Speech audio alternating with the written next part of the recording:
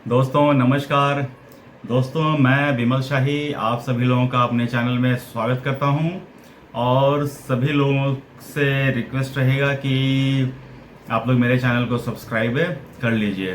दोस्तों जय छठी मैया की। दोस्तों दिवाली के त्योहार के समाप्त हो जाने के पश्चात ये छठ फेस्टिवल का शुरुआत हो जाता है। दोस्तों ये जो हमारा देश भारत है वो विभिन्नता में एकता का प्रतीक है।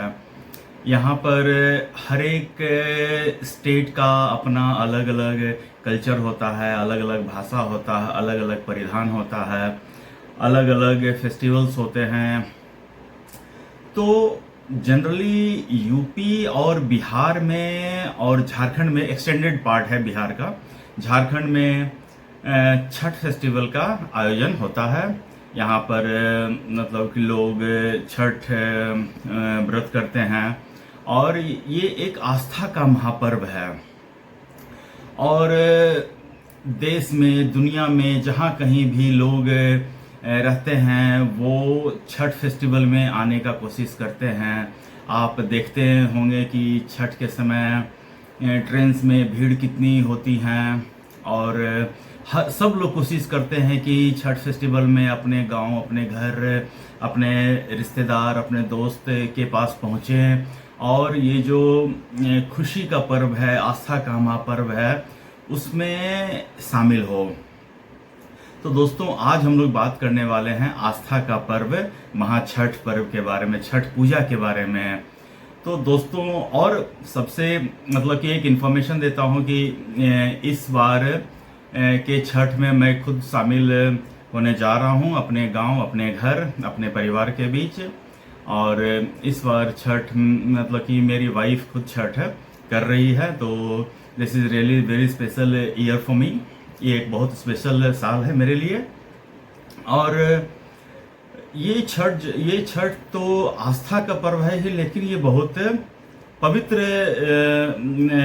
माह का भी है। इसमें पवित्रता का बड़ा ख्याल रखा जाता है और सब लोग दीपावली के बाद से ही अपने घाट पर जाने का रास्ता जो होता है उसकी साफ सफाई, और कार्तिक महीना मतलब एंटर होने के साथ ही बहुत सारे लोग मतलब कि जो तामसिक भोजन है, लहसुन प्याज और ये सब खाना बंद कर देते हैं और पवित्रता का काफ़ी ख्याल रखा जाता है। और यही इस पर्व की खासियत है। नेचर से संबंधित ये फेस्टिवल है। तो दोस्तों मैं आपको बताने जा रहा हूं कि छठ पर्व 2024 में कब कब क्या क्या होने वाला है। तो दोस्तों जो छठ पर्व की शुरुआत जो है 6 नवंबर मंगलवार के दिन से नहाय खाए से स्टार्ट हो जाता है।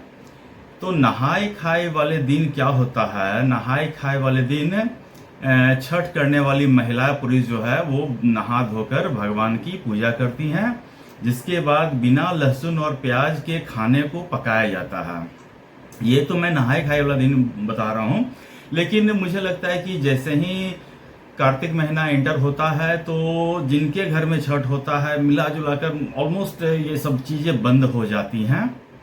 और इसी दिन फिर नहाय खाए वाले दिन ही घिया और चने की दाल का भोजन बनाया जाता है। अच्छा, उसके बाद नेक्स्ट डे होता है खरना। तो खरना है बुधवार के दिन। तो छठ महापर्व के दूसरे दिन को खरना कहा जाता है। बुधवार का दिन है। खरना वाले दिन जो व्रती महिलाएं होती हैं वो निर्जला उपवास रखती हैं। शाम के समय गुड़ की खीर को पकाया जाता है और उसे रोटी पर रखकर भगवान को अर्पित करने के बाद सभी लोगों को प्रसाद के रूप में बांटा जाता है। ये हो गया खरना। और खरना के बाद नेक्स्ट जो छठ का जो तीसरा दिन होता है वो होता है संध्या अर्घ का। तो 7 नवंबर के दिन संध्या अर्घ है।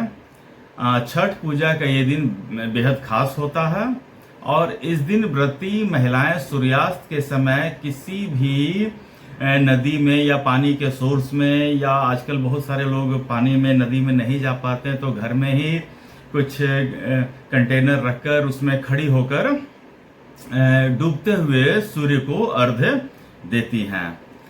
और फिर नेक्स्ट डे जो छठ पर्व के चौथे और अंतिम दिन जो होता है उसे नेक्स्ट डे उगते हुए सूर्य को अर्घ्य दिया जाता है। और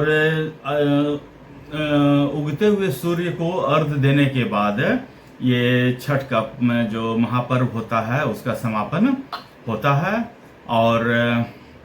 और उसके बाद ही जो महिलाएं हैं या जो पुरुष हैं जो छठ का व्रत करती हैं वो पारण करती हैं। और इस तरह छठ का जो महापर्व है, आस्था का महापर्व है, वो संपन्न होता है। तो ये पूरा छठ जो है ये पूरा मतलब कि 6 दिन का प्रोसेस होता है। और दीपावली के बाद से ही इसका स्टार्ट हो जाता है। और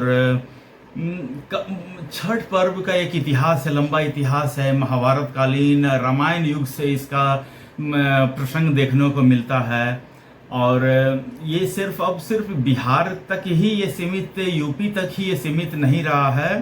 पूरे भारतवर्ष में इस फेस्टिवल